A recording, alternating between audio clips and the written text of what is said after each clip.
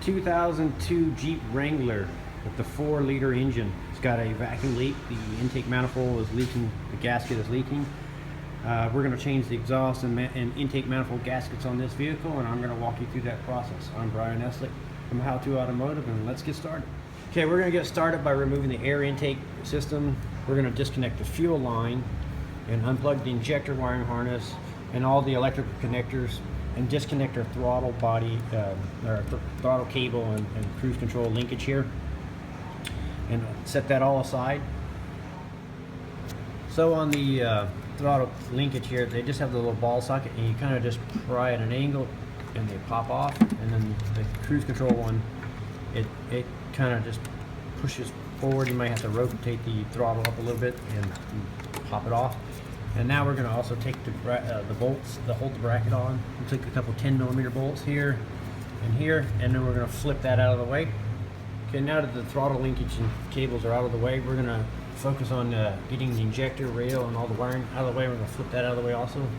To unplug the injectors, you got to take the little red safety locks, pull them upwards, and then the squeeze tabs underneath, just push in and pull off like that. So disconnect all your injectors. Now the injectors are unplugged. We're going to unplug the coolant temp sensor in front of on the thermostat housing here. We're going to unplug the oxygen sensor here, the idle air control motor, and the throttle position sensor. We're going to unplug all that. It's all attached to the one wire harness. That gives us enough movement to lift it out of the way. And also these are just held on by, you pry these upwards off the little perch. They're just pushed on. And you're going to pop your any cables or lines like that, you can go ahead and remove those out of the way too. So after you unplug all your injectors and connectors, what I like to do is just take the wiring harness and pull it back like that and bungee cord it out of your way.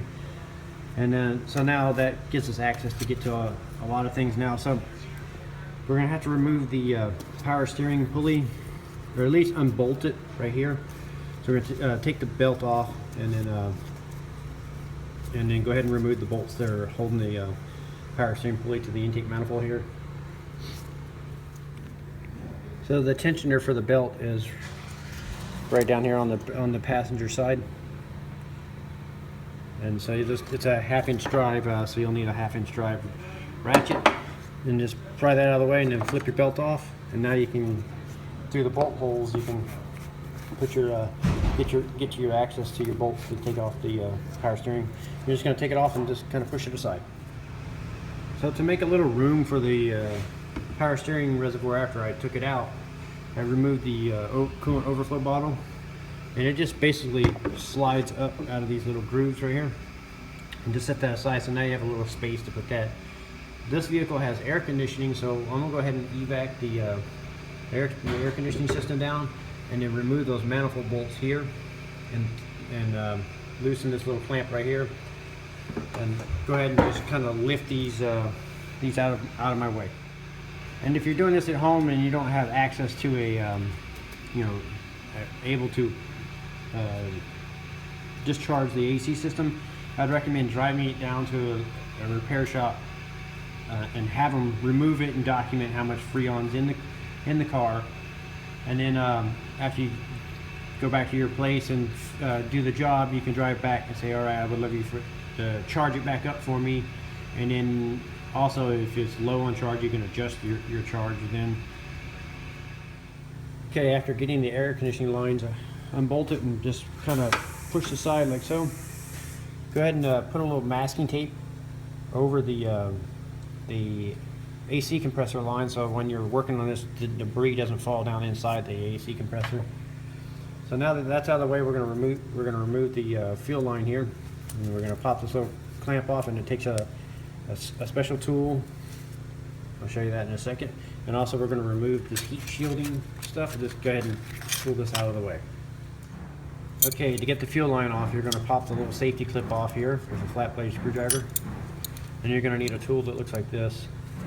And what this does is it fits inside the fuel line, and you push in with the fuel line and push this in at the same time. When you get it all the way fully compressed, then you pull the whole line assembly out. And what you're doing is inside there is those little metal little spring tabs. You're pushing those, you're kind of flaring those like that, and then it allows it to clear this little nipple here. So now we're going to start removing the vacuum lines that are on the side of the intake here. Just go ahead and just unplug them, just kind of leave them right there where they are. Just plug them and push them aside. After that, then we'll start removing our bolts for the actual intake and exhaust. There's also one little bracket here that holds the fuel line on. We're going to remove that it's a 10mm bolt. We're going to remove that too. Okay, so now we're ready to start removing bolts, but before you do, take a little penetrating oil. Like here at the shop, we like to use PB Blaster, but WD-40, there's quite a few brands that work pretty well for this. Go ahead and spray all your exhaust and intake bolts. Go ahead and spray those down and get them soaking. And then we're going to start removing the 14mm bolts or 9/16 bolts here. And there's going to be in between these bolts here, there's going to be one underneath the intake manifold. You'll get with an extension. And your ratchet. So it's actually probably easier to take out those first, and then take out the top bolts, and then you can lift the whole intake manifold off. So if you raise the car up a little bit and remove the side skirts, the rubber side skirt like this, if you remove it out of the way, it's just held down with close clips. Now you can get a long extension like so, and you can actually see the bolts underneath the intake, and you can take your long extension like this, put it through, and you can get to the bolts underneath the intake manifold. So you actually can go right through the center of the shock tower, right with a very long extension. It'll go all the way through to the center bolt right underneath the intake manifold.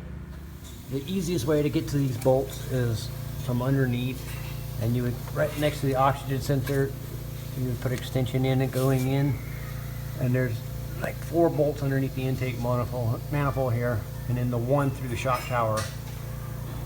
You remove all those bolts, and then you can get your intake off. So after removing the 4 bolts that went under the intake here, so they're right here, here, here, and one in the corner, and the 4 on the top, the whole intake manifold just lifts out. And now we're going to remove the bolts on the corners for the exhaust manifold.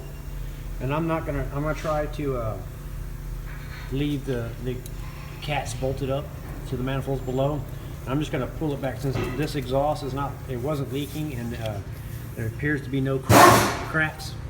So now that you got the intake off, on the corners here, one in the very back corner back there, and 1 bolt in the middle, and then remove those. There'll actually be 2 nuts and 1 bolt, and then the whole exhaust manifold will slide back. And now you can remove your gasket and clean everything up. And if you're concerned of it being warped, like if you had exhaust leaks or whatever, if it's not cracked, then you would want to put a straight edge on the manifolds. You can pull these back a little far enough just to get a straight edge in there, and check for warps. And you can also check that on the intake manifold too. But if everything checks out, now you just pull your gasket off and you clean your mating surfaces, both sides, and then it's ready to go back together. Now that we got our exhaust manifold back on and in place, we're going to start the bolts, just a couple threads on the bottom, and then we want to pull the washers back as far as back as we can get them. Because what we're going to do is we're going to take the new, not the new, but we're going to take the intake manifold and slide it in like this and flip it up, and then start the top bolts. Okay, now that we got the manifold back on there, we're gonna just run all the bolts up until the whole manifold is pulled up tight and snug, and then we're gonna torque them down. And I printed out a torque sequence on the. This is courtesy of All Data. So this is the pattern, the bolt pattern, how you're gonna tighten the bolts up on the car. So you'll start on the lower one here, and then the lower one on the left side, and just follow the pattern back and forth as you see here on this diagram. And here are also the torque specifications. So you would follow fasteners 6 through thing, and you just look them up, 6, and that's what the torque spec is over here. So go ahead and torque everything down to this diagram here, and you'll be in good shape. Now that you got the intake manifold and exhaust manifolds bolted up and torqued down, I like to start on the side here. Go ahead and reinstall all the vacuum lines that we took off. Put those on, the brake booster hose, all that. And then after that, I'll mount my power steering pump. And then I'll put the air conditioning lines back on. Okay, you can go ahead and clip your fuel line back on and put the safety clip back on. And go ahead and flip your air conditioning lines back around and remount those. Okay, after getting the AC lines bolted back up and the belt put back on the pulley, now it's time to put the wiring harness back on. So what we're going to do is flip it in. Actually, before we do that, we need to put our heat shield stuff that we took out. Put that in, and then we're going to flip the wiring harness back down and start plugging in all the injectors, all of the mass air, or the map sensor, the throttle body, the eye layer, the coolant temp, everything that we took off. So I like to work from one end and kind of work this way, and then work around the manifold like that, and make sure everything's plugged in. And after that, then we're going to bolt back down hook our cables back up, throttle cables and return spring and cruise control cable. Hook that all back up and bolt that back down. Okay, after getting all of our wiring hooked back up, and make sure you push the lock taps back on everything, and double check everything. And what I like to do also is after I get everything in, is operate the throttle, make sure it doesn't hang up or anything. And so the last step we need to do is put the air boot on and make sure all of our PCV vent hoses and stuff. So now that we got it all back together, we're gonna start it up and check for leaks, and everything's okay. We're gonna charge up our AC, and that completes the job of changing the intake and exhaust manifold gaskets on a 2002 Jeep Wrangler here. I'm Brian Eslick from How To Automotive, and I'd like to thank you for watching my videos, and it's my pleasure sharing my experience with you. I'd like to remind you to subscribe. Thank you.